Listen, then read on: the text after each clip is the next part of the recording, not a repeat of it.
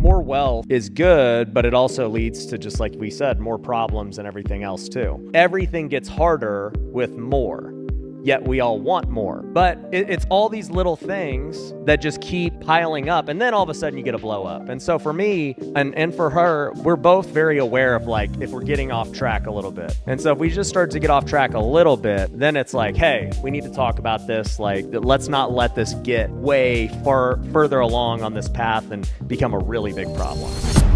The thing that in the back of my mind that I would say to anybody who is struggling with just that uncertain aspect of going into business is that I never want to be the seed of doubt in his mind. We always say this too, that's really like corny and cheesy, but it's like if we just lost everything tomorrow, at the end of the day, we would have our foundation in God and we would have each other. If that is really the worst case scenario, I'm good.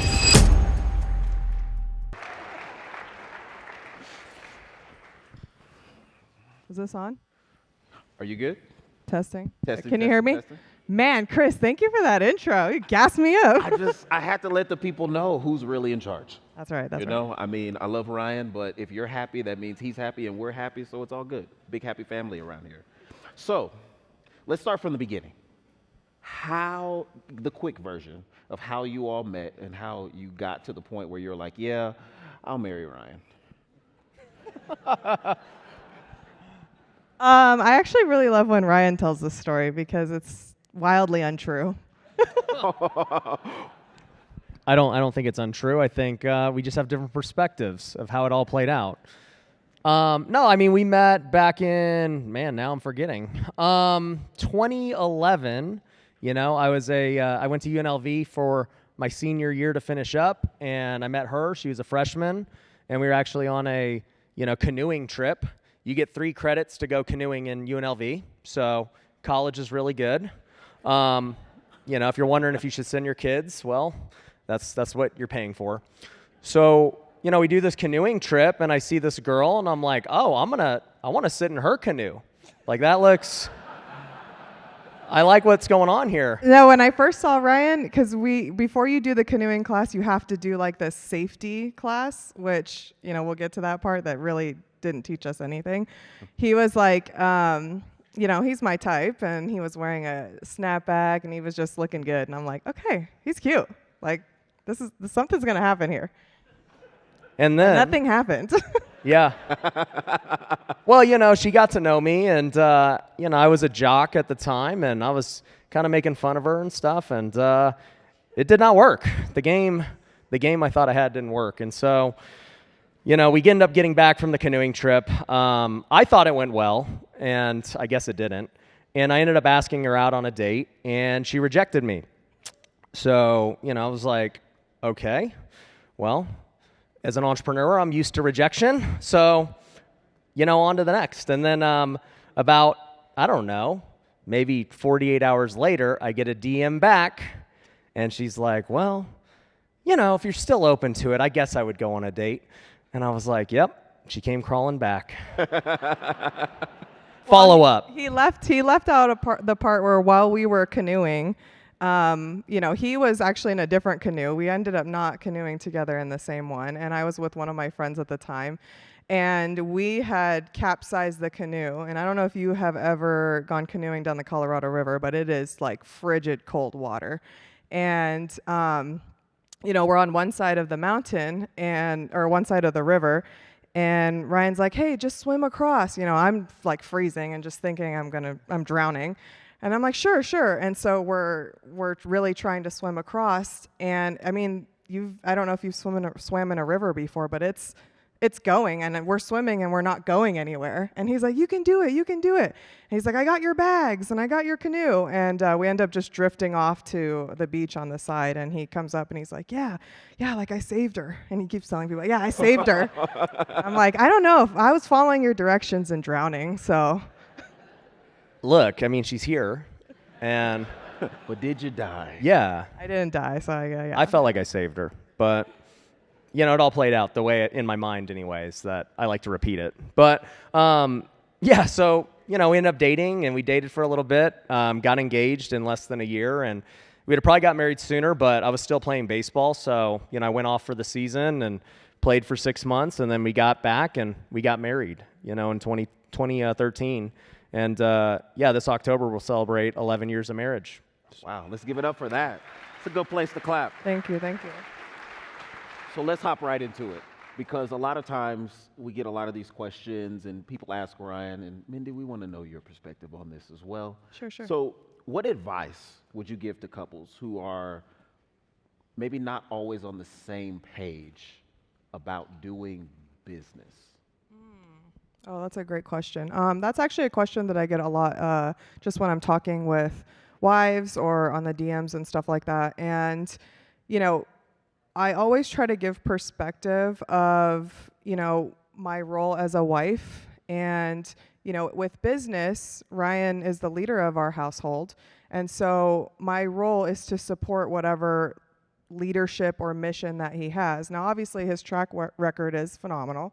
He's just done really and made really good decisions to lead our family. So, naturally, I'm like, yeah, just do whatever. But the thing that in the back of my mind that I would say to anybody who is struggling with just that uncertain aspect of going into business or just supporting a decision that you're not sure of is that I never want to be the seed of doubt in his mind, or I don't want to be just the person at home that he's wondering, well, is she supporting me? Is she not supporting me? I mean, she's so uncertain about this decision, then that causes uncertainty for him.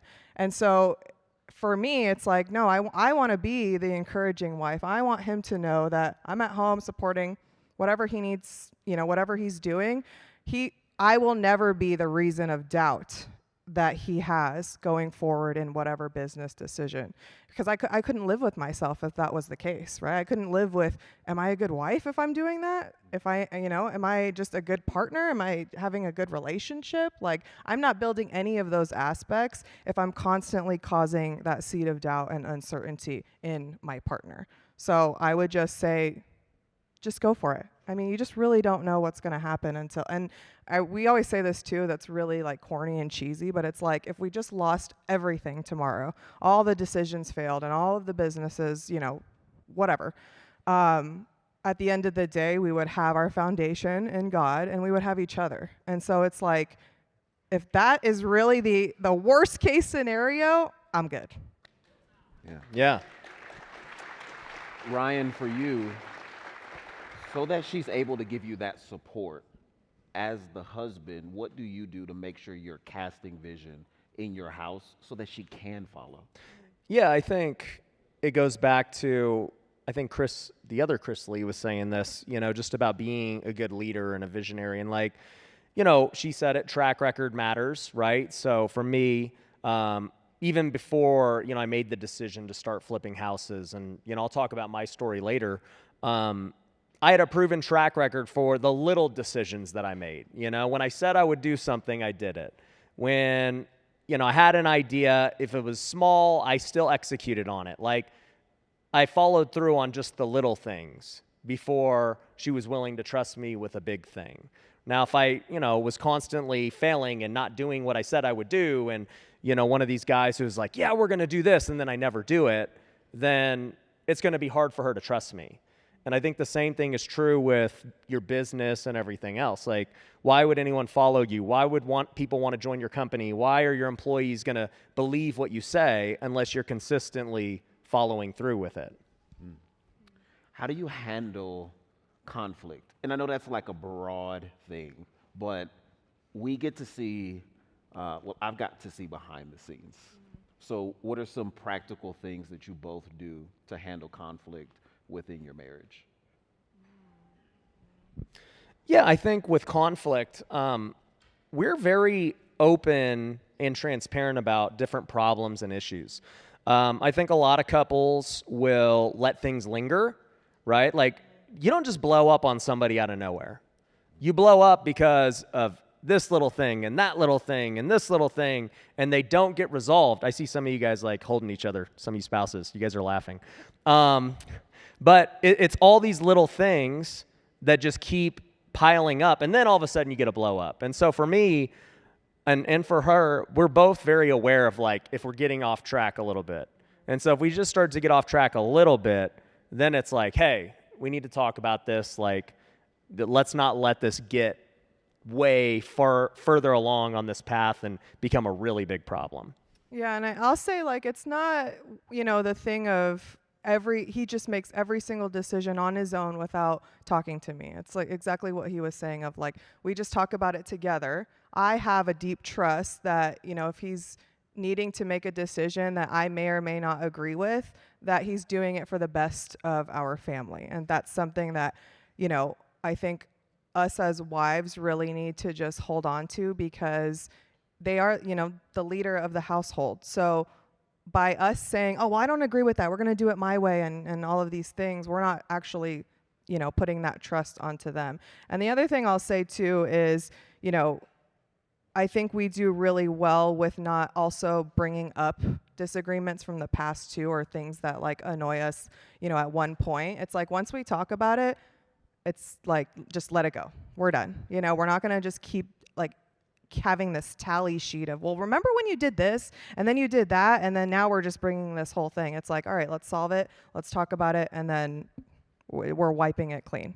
Yeah, and that's a good point. I forgot about that. But I see that with a lot of people in general. They hold grudges or, anything that ever was a negative thing against them. They're constantly bringing it up over and over again.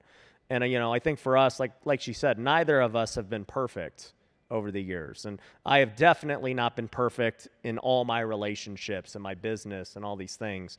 And all you can do at the end of the day is apologize, repent, and just do better. Learn from it. There's nothing else that can be done about the past. The past is the past. And so how you move forward is going to dictate how the relationship is. With that, 11 years, and like you said, you haven't always been at that place where it was just easy to have those conversations. How did you start to build the foundation of the communicating of like, we can actually have these hard conversations? How did that progress over the years where you were like, okay, we're brand new, we don't really know what we're doing, to now where it's like, yeah, we can talk about the hard stuff? I think it comes from like a deep mutual, just like reverent love for each other too, of like, I'm not saying this to hurt you, or I'm not saying this to be mean. I'm just saying this out of love to like grow more intimacy together. And, I'll say at the beginning, like I think there's like this misconception of like the first years are really hard because you're getting to know each other. But the first years were, amazing. We were just having fun and doing whatever and flipping couches and eating tacos and like all of these things. And so there was like, but we always knew at the beginning, like, hey, if we have a disagreement or if there's something that, we need to talk about, what does the Bible say about it? What does God say about it?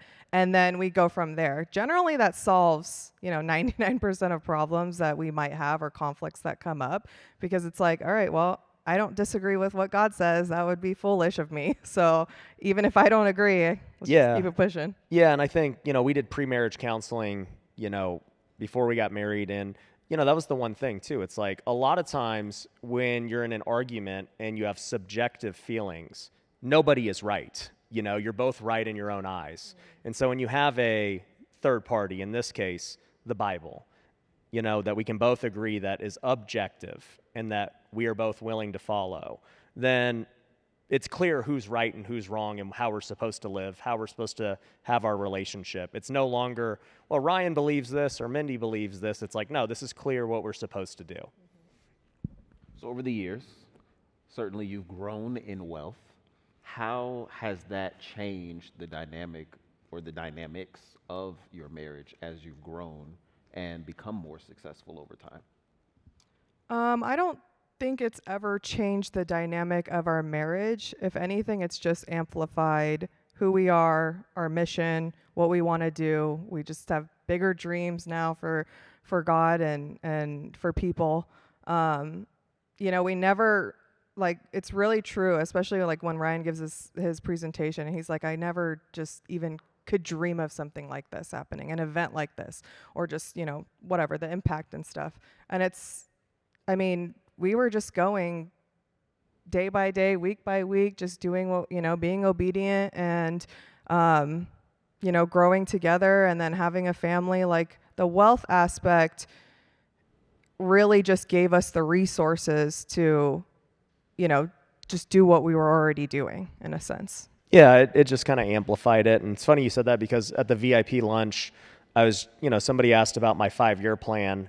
And I was like, I don't really have a 5-year plan. And she could agree with that. Like, we've just lived day to day, just trying to do the most we could every day.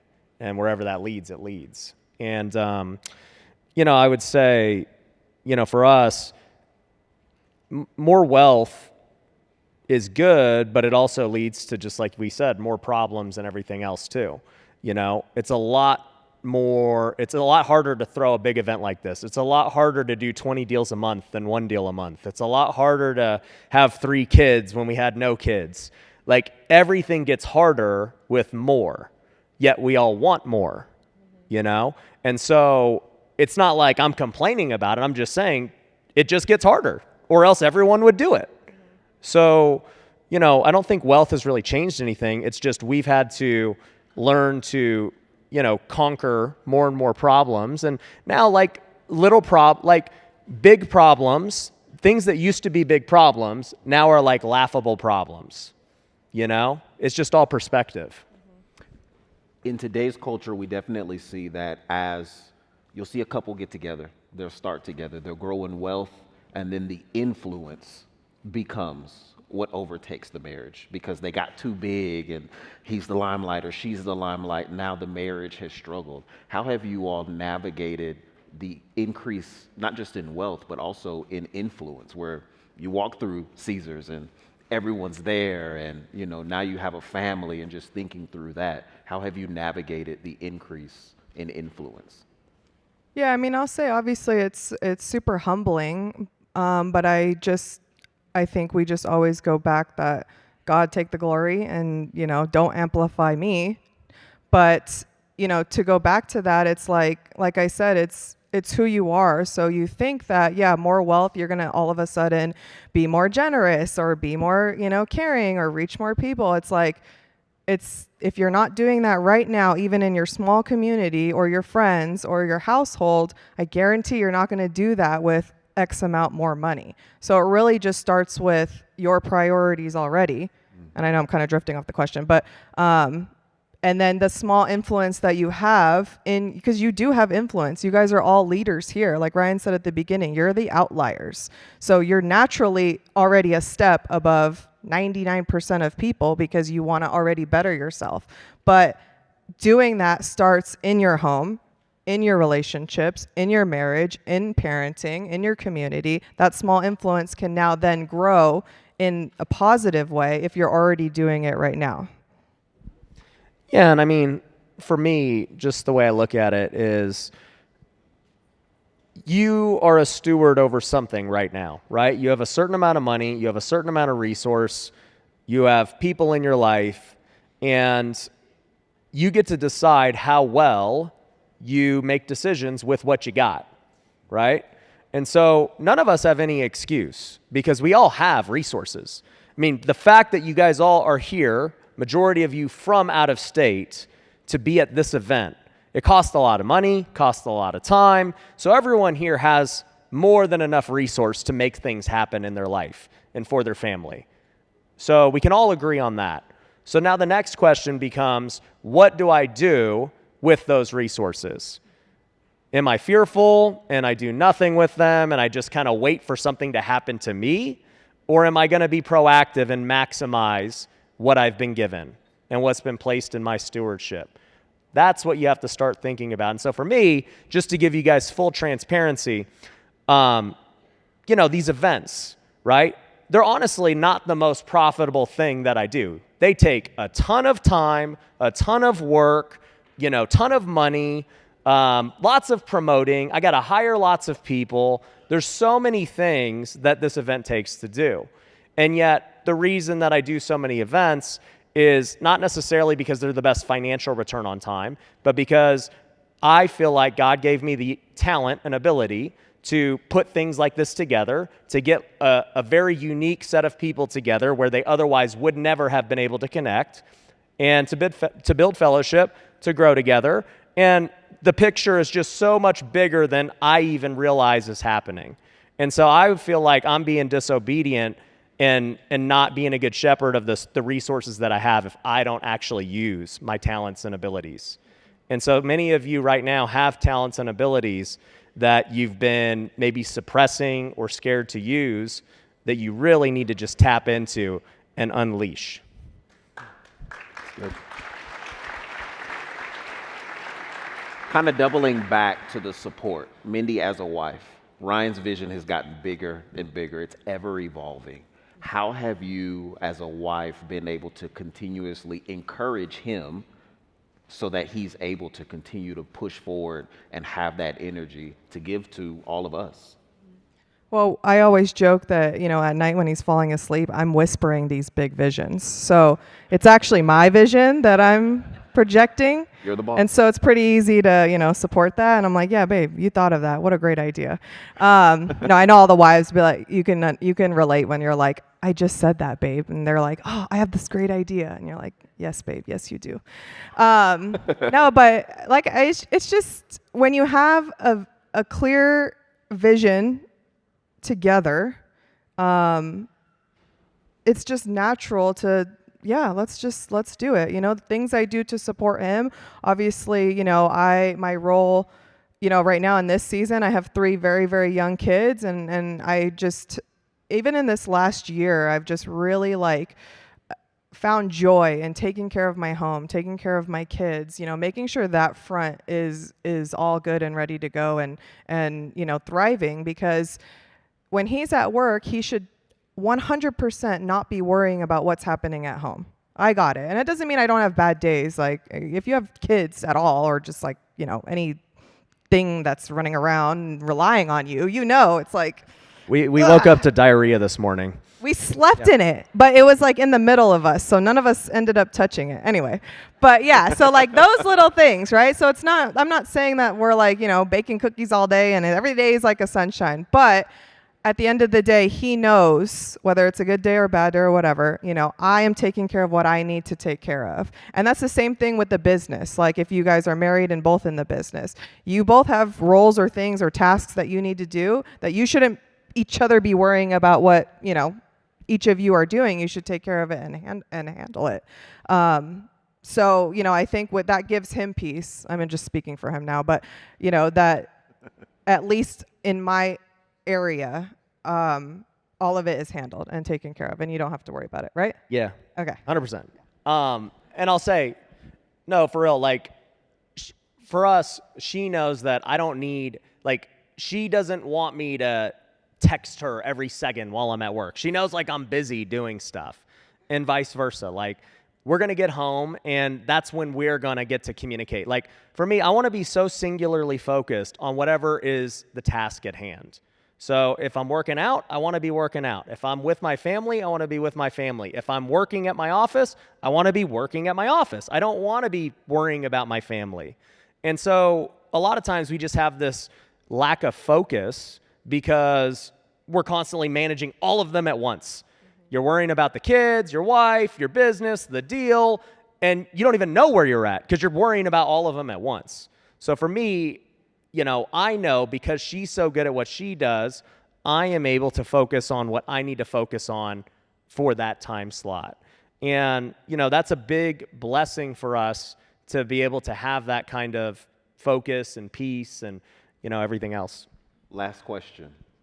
What's next for the Pinedas? I don't know, Chris. You tell me. No, I just, we don't plan, that far in advance. Like he said, we really just fly by the seat of our seats, people. We've slowly become kind of planners a little bit, but really just, for me personally, I want another baby. That's in the future. And I'm just being honest. It's like a podcast style, right? We're just talking. But obviously, continuing to just be open and giving God the opportunity to do whatever work he wants me to do. You know, that's one of the big reasons why we don't plan so far in advance, because it's like, yeah, God, I heard your word and this is what we're doing. But that could shift any day. Maybe the mission is something different tomorrow. And if I'm not open and I have such tunnel vision to what I think I want to do, there's no room for God to do any work. So, you know, I just want to continue, at least for me personally, you know, being a good wife and a mother, and just listening to what God has for us. If that's more events, that's amazing. If it's not, you know, if it's more summits, like if it's worship, whatever it is, like I just want to be open. I don't want to have so many plans to hinder that. Yeah, and I'll say that's where it is today. Like I want to put that into context. That's after years and years of, you know, being faithful and seeing it play out. Like, you know, faith is like a muscle. It develops as you trust it. As you walk out into faith and take a step, you then start to see, oh, that actually worked. Let me do it again. Oh, that actually worked. Let me do it again. And so that's where it is today. And, you know, hopefully that continues to work for us. But, you know, if you're somebody listening to that, like, that's crazy, right? It's just one little step, guys. It's just one step at a time, and that's how you keep growing. That's it. Come on, everybody, let's give it up for Mindy and Ryan Pineda. Oh, that's so sweet. Thank you.